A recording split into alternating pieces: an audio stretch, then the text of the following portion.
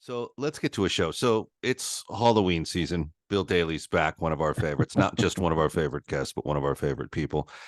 One of the voices behind Executives in Exile when it happened, which is a show in exile. It seems like what's up with you guys in that show? Anyway, Mark is Mark Marshall, the mhm, partner on it. He during the pandemic he moved to Oklahoma. Oklahoma, Mm, and he's been ill lately. He had to have a stent put into his heart. right, I Um, heard. and I've barely spoken to him. Like I called him and left a message. He texted me back, "I'm fine. I'm doing this and that." Hopefully he's losing weight. Hopefully he's taking care of himself. That's the big thing. Um, so I don't know. We haven't done it. It's been just hard. It's hard nailing him down. He's been doing some independent stuff there. Yeah, And I don't know if it's tornado chasing. You know, when he left Harry Potter, the next thing he did, he was chasing tornadoes. I And we would know. call him all the time to find out what's going on with the He almost got tornadoes. killed doing it. Do you hear that I story? know. He Yes, I got in a know. situation where it shifted on him, I guess, and it was coming right at him, and his car stalled. Or he tells it in a way that's, Mark Marshall never really He puts knows. himself out front of a story, but he He knows tells how it in to a way. tell a story, though. Yeah, yeah, for sure. And that's one of those moments where you're like, man, I'm not going with you anywhere in the High Plains district. Anyway, it's Halloween. I've got to get on a call with Brillstein Gray at 11:15. So Okay. I want to make sure we get some fun facts from Bill Daly. I'm not going to do Okay. my Bill Daly impression of the master of the rabbit hole. Okay. Uh, but look, it's Halloween. I wanted to ask you a couple of questions of some things that came to mind. You and I were at Warner Brothers when the Exorcist director's cut was being assembled. You called it the Yes. Blatty cut because Blatty was the guy pushing He for it, was the right? real driving force. We got Billy Friedkin, who sadly passed away since the last time we spoke. Yeah, yeah. And I really liked him. Me too. He was quite an eccentric person. I mean, really, really smart. I mean, if you engage in a conversation with him, you would think you were talking to a college professor or something. He just knew so much about different things, and he spoke with a great deal of authority. Right. Um, but he was also a little bit insane, like everybody in the movie business is. But I never witnessed it. I only heard about it. Apparently, he was one of those people you couldn't give him sugar. If you gave him sugar, suddenly he turned into a maniac, sort of thing. So you never, if you were in a cutting room or mixing stage or something, you never had donuts and treats there because it just I don't Some would know. say it made him more of a maniac, but anyway, continue. No, but you know what? He was a very gentle, sweet person. I liked him. I liked him a lot. I like talking to him. He was very he could engage like if the guy was he would engage with anybody actually. Yeah. And like I could see like a bike messenger shooting past him on the lot and saying, "Hey, love to live and die in L.A." And he'd probably say, when we made that movie in San Pedro, Dar Robinson jumped off the bridge in one of his cable harnesses, and it was one of the first times we had done that, and I witnessed that. He could kind of just go, but it was Yeah. thrilling, and he made a very effective movie, as we all know, with The Exorcist. But how was he Yes. on the director's And cut? Oh sorcerer. man, underappreciated, right? Yeah. Yeah. He's Um, supposed to have Steve he McQueen in that. so the was it really? Because he Mm-hmm. had come off he'd done French Connection with Roy Scheider, and Roy Scheider had then done um yeah, Jaws, Jaws right? and Marathon Man. So Roy Scheider really came into his own in a big way. And I don't see Steve McQueen in Sorcerer. I mean, Steve McQueen is a presence, Mm-hmm. but there's never going to be really an arc. There's an arc Right, in the right. Sand Pebbles, but the rest of his movies, is there really an arc with Steve McQueen? No, no. He's the Um, cooler king in all he of them. is, yeah, but and he is sort of the king of cool, except that Dean Martin really is the king of cool. If I can shamelessly plug a Yeah, movie I was involved in. Um, yeah. um, Good. That's a good way to shoehorn that in. Nice work. yeah. But So it yeah, was so the Exorcist. I don't generally like movies like that. It's not a movie I go to. That was one of the ones though when its original release where I Mm, was in college at the time, and I went and stood in line in the middle of the winter in downtown Philadelphia to go see this movie. We stood for, I mean, we were waiting for the one show to end so we could go in, and there were maybe 4 or 5 of us who went as a group, and it was largely based on, it was an unbelievably best-selling book, just like The Godfather was. Godfather yeah. was a book long before, well, not very long before it was a movie, but it was the Gone with the Wind of its day. And then The Exorcist was another one that was a hugely successful book. And I didn't really know what it was about. I knew there was a whole lot of Catholicism involved in it. I'd gone to Catholic school. My twin brother and I Mhm. were altar boys, you know. And William Peter Blatty had some sort of connection with, uh, I guess must have been Georgetown University because it takes place there. But all of those schools sort of trade, they priests, you know, they'll have it like exchange students. They'll have priests come up and they'll say masses and stuff like that. So we used to get these Jesuits from Georgetown all the time, and we'd get them from Fordham in New York. And I know that Blatty told a story. I don't know, I don't remember all the details. He tells the story about how they were um, kidnapping the mascots from all the Catholic universities. So Mm, they kidnapped the Villanova Wildcat and the Fordham Ram and stuff like that. So I felt this sort of personal connection to it because I might have even still been going to Villanova at the time. I went to Villanova before I transferred to Temple. So we went to go see it, and I remember as we were going, you know, through the lobby into the actual theater, that they had the promotional posters and the lobby cards in there, and one of the smaller posters was just an open window, a black and white picture of an open window with mhm. the drape coming through it. Do you remember that? Like the breeze Yeah. was okay. So it's like I didn't know what that was about. Oh my God, when that movie was over, I totally got it. I totally got what that open window was about. And when that window, that shot where that window, because I don't want to give anything away to people who haven't seen it. I'm sure there's nobody watching this who hasn't seen it, Yeah. but you Spoiler never alert. If you know. haven't seen a movie that's about to approach its But 50th but anniversary, I know, you might know how it but ends. you never know. You know? If I hadn't seen it then, I still wouldn't have seen it now. When that scene happens, where that priest Mhm. goes out that window and down the stairs, literally the hair on the back of my head was standing up. I mean, I'd never had that experience before. I mean, I had goosebumps in my scalp. I mean, it was just, I'm starting to feel it now. I just it was, and it's not something I wanted to experience again. But then when we did the extended director's cut where they put in some deleted scenes, like the scene Yeah. where she's like a crab doing the crab walk and stuff.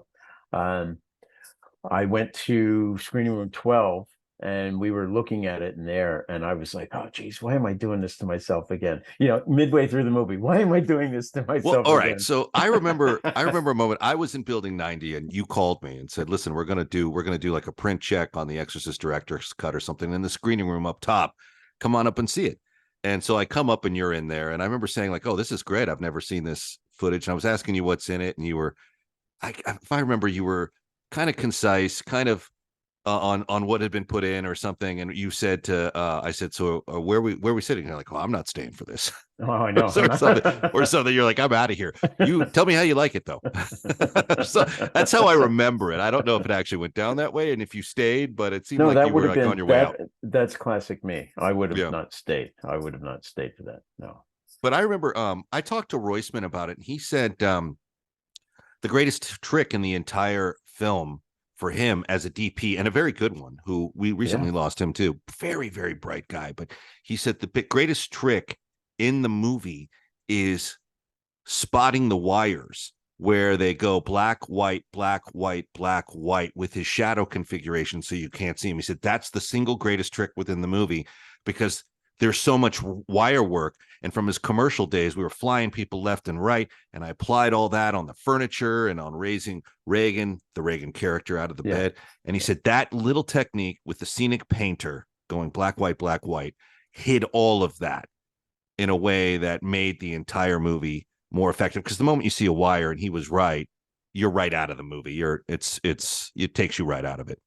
I don't know if I ever knew that. I know when the film was coming out. Well, when I was in college, I was taking a couple courses in cinematography. So they encouraged us to subscribe to American Cinematographer magazine because it's very technical Mm-hmm. sort of thing with how they do it. Most of um, the writing that like the article features a lot of pictures in there, but Right. when they tell you about the movie itself, it's basically stuff pulled from the press releases about what the publicists are saying about the movie. And then when they talk to the DPs, that's when you get into the real technical stuff. And they have photos and stuff. And I do remember reading the article about The Exorcist. I was Right. curious about how they did some of the stuff. They actually went into a freezer, some freezer company, Yeah. to Well, they get had to. the stuff with the breath and all that. Yeah, They had to, because an air conditioning also dehumidifies, and it actually you yeah, have to get it like yeah, down to 20 below. yeah. So I don't know if you know this, but I tried to get Owen Royceman out of retirement to shoot Night Fever for us. Really? Oh, that Yeah, would have been that's how I ended nice. up met. That's how I met him. He was teaching at AFI, and I ran him down and said, "Look, you're coming out of retirement for this." And he's like, "I'd love to, but you in this movie would probably kill me." But yeah, so he would talk about it, and it's the simple tricks, the simple visual tricks that make so much of that so effective. But I remember watching the director's cut, going, "I can see why Blatty wanted this. It's a great book. He wrote a fantastic book, comedy writer that he was, and I can see why he was pushing for it. I never talked. I've talked to Freak. I talked to Freakin about 3 or 4 times around that time, but never about that. I don't know how he felt. Did you know how he felt about the director's cut? I mean, he cashed the He check, was so there, yeah, but he was there supervising it, so so he he must have approved of it. right, He right. approved it, as a technical thing. He approved it to be done, and upon its completion, he signed off on it. So he must have. But they used to fight. The two of them Yeah, used to argue. yeah, yeah. I mean, it And wasn't on the fisticuffs lot, and they would stuff. argue on the Well, studio yeah, I know. They property. would do it in the screening room. They would do Yeah, it in the cutting room, in the screening room, the mixing stage. They used classic. to argue about the stuff. Well, that's how passionate they were. Now, you caught me off guard there, but I seem to recall William Peter Blatty wasn't he one of the writers in like one of the Clouseau movies? Oh, he might have been now that you say it. Okay, so someone needs to Maybe A look that Shot in the up. Dark. I think Mario Puzo too. I think. Yeah. Come to think of it. And when they were doing that Clouseau film, they said, Puzo and Blatty, you guys are going to go on and make two of the best movies of the 70s. Looking Yeah. forward to what you guys represent. No one would have known at that point. But yeah, it's interesting. The director's cut is fun. And have we done more since? Have we done more than just the one cut? Have we done like the Yes, there was definitive? more than Yeah, one. God, They no, what they did was, such a I think, grift. at some point, so we did the extended cut, for the director's thing, and that was driven mostly by DVDs because Warner Brothers was really big on promoting DVDs. Mm-hmm. Warren Lieberfarb used to say that he invented DVDs. It's not true, but I mean, it was a great But thing do you for him. think Warren convinced himself that was true, like in that psychotic sense? I felt like he really believed that when he But you know said what? that. Nobody on this earth did more to promote DVDs than he did. And he opened up that whole Warner Brothers catalog, the whole vault Oh, of look, all the look, I'm prints and stuff.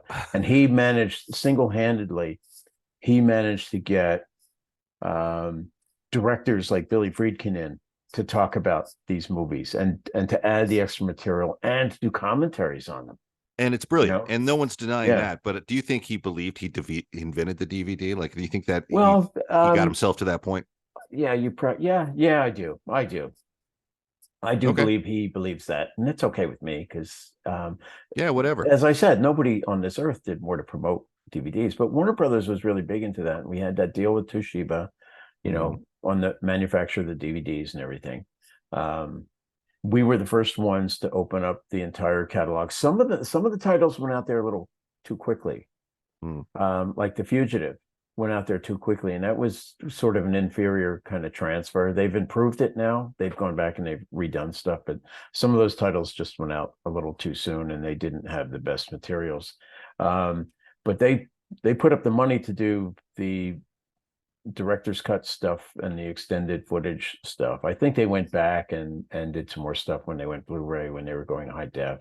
I Kirk Alveo could tell you for sure, but I understand he's retired. I don't even know how to get in touch with him. I'd love to Uh, talk to Kurt about it. But listen, before we go down the rabbit hole, right? the before we go down the DVD production, that's an angle I do want to tackle at some point. But getting back to this cut, like we've done several I think that's a total grift, by the way. I think you get one director's cut, you throw the scenes, the footage in it, and see how it goes. And then now Well, there's all these yes and revolutionary. no. Yes and no. People You're were going to argue clamoring. about that? Well, people were clamoring for it. You can't Another director's cut after the you first one? can't insult your audience. It's Well, that's always, true, but there's got to be more. There's got to be more. It's like the JFK, you release all the records and, oh, there's got to be more. What are they not releasing? It's like that, people used to think the Avengers too. That's another, the Avengers from the TV show. That's mhm. another conversation. Okay. I'm not going to go down that rabbit hole now, but people used to think that there was stuff in there that somehow the movie was sabotaged by the studio, and that just doesn't happen. Um, the A lot of this stuff gets cut out because you, to do a director's cuts generally are not better than the movie when it's originally released. Right. People who love the movie, I'd love to get Chinatown released with scenes that were cut and stuff like that. I don't know that would make it a better movie, but I would just love to see the material. But um, the director's cut stuff, scenes get cut out because they're unnecessary. They don't propel the story forward. Um, the movie might be running long. There are territories overseas where they will put it, if it's over a certain length, like over 2.5 hours. Hmm. Italy will put an intermission in there, and they pick where it goes. You don't. Yeah. So you want to, try to get the stuff in under that kind of time. And as a practical matter, the theaters don't really want 2.5 hour movies. They'd rather have a movie. They'd rather have 100 minutes, because Well, then you know, that's the John Wayne in the Alamo scenario where he made this movie and the theaters dictated that he cut it down, right? And when he did that, it could be. I don't know. It but could be. um I don't mind an intermission in a film if a film is riveting. The In addition to the Exorcist director's cut, it was the Apocalypse Now director's cut. I had some insight in working for Milius at the time, and I remember he's like, "You'll see what they cut out of it and why, and they probably should have cut more out of it Yeah. before it went into Yeah. theaters, honestly." Yeah. But this thing was interesting because they could get the crab walk right. That's why that was originally cut out. If I remember hearing Freakin' talk about it, is they couldn't sell that at the time effects wise to the audience. Wasn't that the case with that? I can't really fully remember what he said, but that was his belief that it didn't really work I at the don't time. remember. I wasn't even aware of that scene. I wasn't aware that that scene was taken. And then I Right. noticed it when it was back in, Mm-hmm. but I never knew that it had been cut out. And sometimes stuff is just running long. Do you remember The Postman, the Oh Kevin yeah. Costner thing? When we were in production, Phil Rollins was sitting in dailies, and he would say, "This is never going to be in a movie. This Yeah. will never be in a movie. Oh, this shot will never be in a movie." Because he knew it was running long, because we keep a running tab of what the length is. That's one of the script supervisor's jobs. I knew And we were in trouble with the Postman when Premiere Magazine referred to it as Dirt World. yeah, And I was like, oh I, man. the Postman, I'm not running down that rabbit hole, but quickly I'll tell you, the Postman was really quite good in dailies when you could see the pieces of it coming in, but you're only subjected to 20 minutes worth of material at a time, and a lot of it was repetitive. We're not running down this rabbit hole at the Postman, but it was a great movie when you got it in small chunks in the dailies, and we'd all read the script, so we knew where the story was going, and to see um, Kevin's vision of it, but it was just too long. It was we didn't I didn't notice. Phil Rollins noticed it, but for me, I didn't notice it. And then when the film got released, Ian had been born, and I was gone because he was very ill. I was gone for periods of time when that movie was in post, so I never got to see it. I didn't go to the premiere. I wasn't even invited to the premiere, come to think about it. But I didn't go to the premiere. I hadn't seen it. And then months later, it came out on Laserdisc and I saw it and I rented it. Smart move. I rented it and I watched it on Laserdisc. And I'm like, Mhm. eh, eh. So Not a good that movie. it's not. One of the No. funny things before I forget, though, that was in the Warner Brothers story department, which was run by Teresa Wayne, who was Teresa. John Wayne's granddaughter, I think. Yes. Yes. They had a script in there for Beetlejuice 2. It was called Beetlejuice. Do you remember that? Um, I wouldn't doubt it. That title sounds like the kind of stuff they were doing because they Scooby Doo, mhm, the second one, right. Scooby Doo, Deaux. Yeah. So that sounds familiar.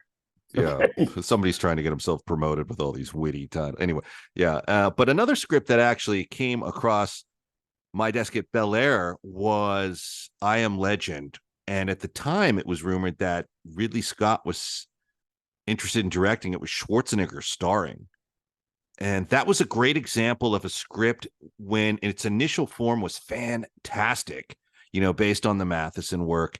And gradually, rewrites would come in, and you'd look at them and be like, oh, now it's like 70% of what it was. And now it's 50%. And now it's 30% of what it was.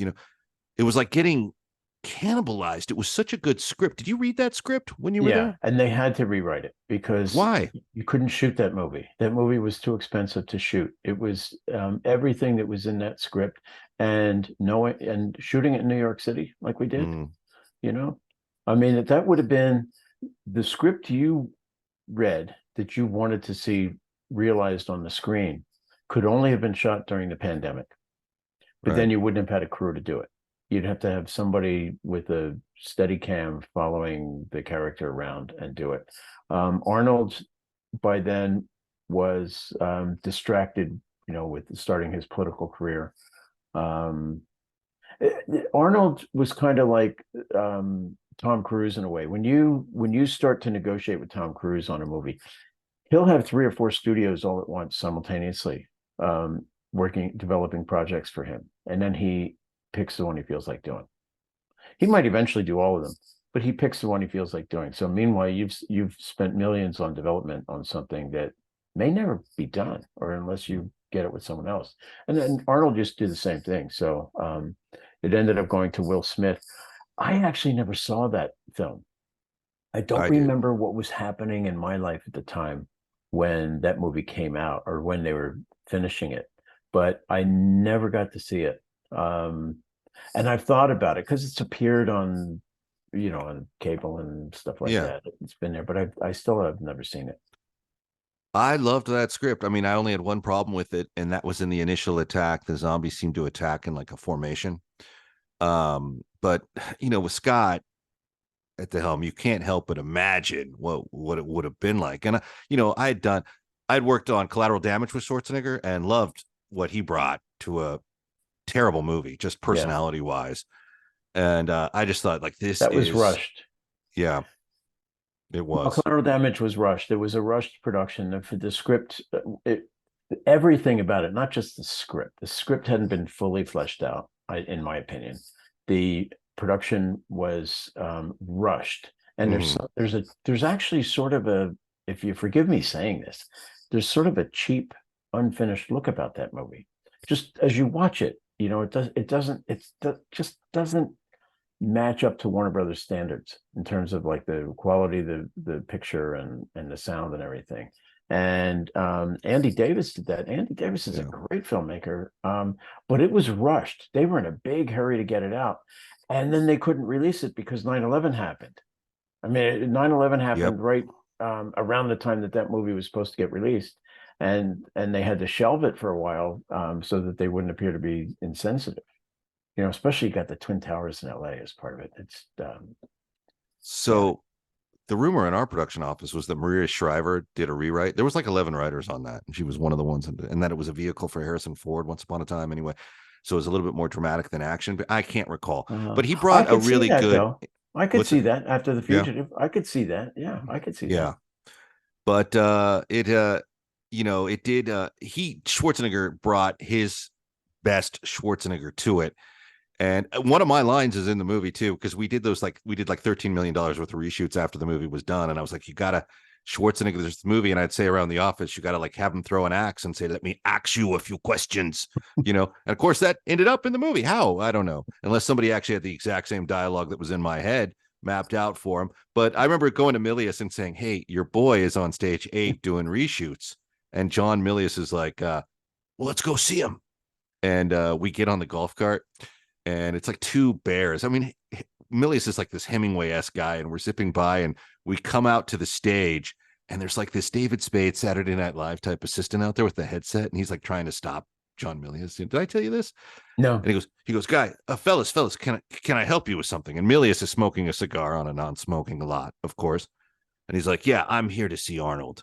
And the assistant kind of like scuffs, like, yeah, and you are, and he's like, and he just takes the cigar out of his mouth, and he's like, just tell him his boss is here.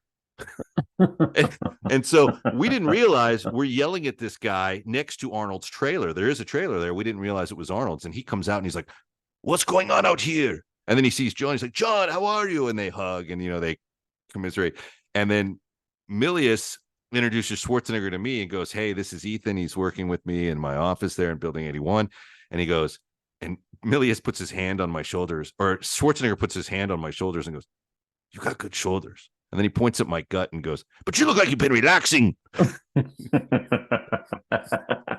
then he goes to John. He's like, and you look like you have all of Lake Superior in you. Anyway, but he would tell like the guy, Schwarzenegger would tell like the guy, the janitor, like, hey, give me that mop. Let me show you. You got to do it like this to get your shoulders in it. I mean, people say like the McBain guy is over the top in The Simpsons, but Schwarzenegger really was Schwarzenegger on every level with everybody, with the person who made the coffee to the executives. You got the same guy. Yeah. I could see him telling Alan Horn, you got to do more push-ups, Yeah. But he was on when he the minute he landed on the studio lot, he was on. He was performing. The whole lot is a stage. Okay. Right. And he was on. I would imagine he was very different in the governor's office if it was just probably and an assistant. But if guests came in, I'm sure he then became the Terminator again. He'd work out at the fitness center by himself, no entourage, and he'd spot you or talk to you. And you had a friend, right? He was trying to show her exercises or something. She got pissed Andrea off. Goodlerner. Yeah, Andrea Goodlerner was one of the executives in accounting, I believe. I mean, she was but I don't know which level of accounting she was doing. And but she was doing the thing that was in the middle of the floor, and it was like chains in the ceiling, and you do some sort of thing where you're and so she's doing that, and he comes over and shows her how to do it and everything. And I'm up on one of the bikes on the upper level. I used to start my workout on the bike and then go do my thing. And so I'm watching all this. By the time I got down onto the floor, she was gone and he was gone too. What they did was, well, anyway, so let me continue about Andrea. So I called her when I go to lunch, I come back and then I called her, Andrea, how much you paying that trainer of yours? Yeah, he's pretty good. And she goes, oh my God, I'm so embarrassed. I'm just so embarrassed. And then I saw there was they did have personal trainers there. They did have people there who, you could engage as personal trainers, but mostly they would be on the floor to make sure you weren't getting hurt. You weren't hurting yourself using this stuff. So she said she went over, and I can't remember the name of the guy. I'm picturing his face, but I just don't remember. She goes, oh, I'm so embarrassed. And and I went over and I talked to, and Arnold was doing it wrong. Arnold was telling me to do it the wrong way. I love how everyone relitigates the exercise technique. All right, so that brings us to a fun part of the conversation that's unscripted, which is the Warner Brothers Fitness Center. Now, Loda had worked out with Clint Eastwood there. You'd see people in there all the time, but one of Robin Williams, Rob Lowe from West Wing, and when Kurt Russell was bulking up for Soldier, he was in there every day. Yeah. But you have a great story about Joel Silver, our buddy, on the trying to actually decathlon his way through an exercise routine or something. You told a really funny story about someone was pitching him an idea. I went to the gym. There was a day, there was a day where I didn't see much on my schedule, and I think it was the early afternoon. It was at like after lunch, Mhm. or it could have been like 10:30 in the morning. I don't remember. It was a day where like there was nothing on my schedule. There wasn't really anything that needed to be attended to. This will be a good time to just go work out while I can. I'll just go do this. So I go to the gym, and I have to climb over. Literally, I have to climb over the Silver Pictures golf cart because he's blocking the door. Okay. And my first thought was, I Ugh. didn't think it was Joel. I just thought it was somebody from Silver Pictures, maybe one of the women that, because the women were always good about working out. Mhm. Um, I thought maybe it was, one of the women there that was working out. And it's like, you you can't walk over here as part of your workout. So my first thought was, you couldn't make this part of your workout to just walk over here, okay? And then I go and I get in there, I don't notice anything. I go into the locker room, I get my gear on, I go up the stairs, and there's Joel in his pajamas. He's pedaling the stationary bike, and Yeah. it's going just fast enough to keep the power on. Okay. Okay. He's not breaking a sweat. Yeah. Okay. He's going just fast enough for the power to be on. And there's a guy pitching a script to him Yeah. while he's Love him. there. While he's Love doing him. that. I'm like, if I had an iPhone then, Yeah. That you would is have video. You would have video for this show. that is right You out know? of Curb Your Enthusiasm right there. I remember working out with Arnold, and I was like doing like 90-pound dumbbells on the incline, and I'm feeling really good about it. And he's like keeping an eye on me, like spot me, and he goes, I'm done. And I'm thinking, I'm kind of impressed with myself. He upped everyone up to their exercise game when he was in the fitness center. And he'd Yeah. be like, and he at the end of it, he goes, not enough weight. This is too little for you. If you can get to 8 or 9 reps, then you need to increase the weight. Like it was just he was always constantly offering advice, but in a weird way, he'd kind of comedically put you down and then try to build you up simultaneously. It's just he had a very Yeah. funny way about him. Yeah. But there Well, was he some was just funny. showing off. He was just showing off. He was Yeah, on. I The mean, thing is that nobody was there except for Kurt Russell. Nobody was there to bulk up. Everybody was there just to stay this toned. is funny because we've never actually talked about the culture at the Warner Brothers Fitness Center, which was pretty funny. And you know, there were some hilarious stories out of there. And the celebrity George Clooney always playing basketball there, and all those George, guys. and that was the thing too. If you wanted to impress guests you had for lunch, you'd go to the commissary and then you'd take the long way back, which Mhm. would be around the back there next to the gym where they had that basketball court. And George Clooney was always out there playing basketball. So you could be assured of giving your guests a star sighting, Mhm. you know. And he was good about it. He was good Yeah, about. He would talk to everyone on the lot too. yeah, Anyone, he would yeah, just open up and say yeah. hello. George was always a really, really good guy. Mhm. Yeah, for sure. So I don't know how you want to play this. I've got to make a call with Brillstein Gray. It's going to be maybe 10 minutes. Do you want to come back to this, or do you want to do? Sure, just send me another link Okay, and because I I'll got come some back. questions. So if you want, we'll pick this up like around 11:30. Yeah. Your road to redemption is paved with tombstones. No quarter, kill all masters. Go to noquarterkillallmasters.com. Rated R.